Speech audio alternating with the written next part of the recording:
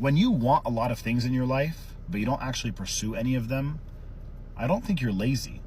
I think you're scared to crumble the self-image of yourself that you've built over the decades that says, you know, if I really wanted to, I would be able to do those things. If I had the time, if I had the money, if I had the resources, I would be able to do those things.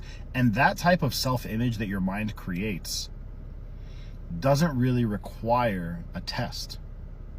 If somebody wants something or they dream of becoming something, it just is what it is. There's no right or wrong way to want something, which means you can't fail at it.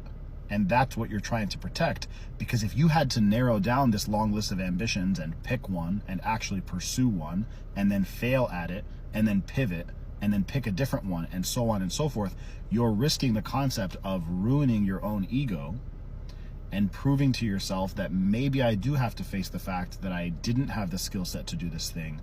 I picked the wrong passion, or whatever the case is.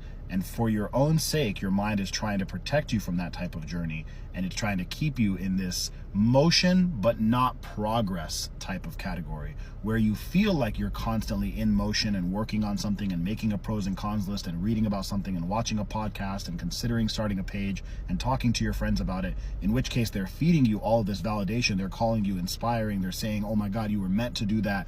That's so you, and so on and so forth. So your mind almost begins perceiving like it got the dopamine as if it did accomplish the goal. That's exactly what the mind is trying to do, because whatever it can do to just keep you in your place, the safer you'll be, but the less you'll thrive.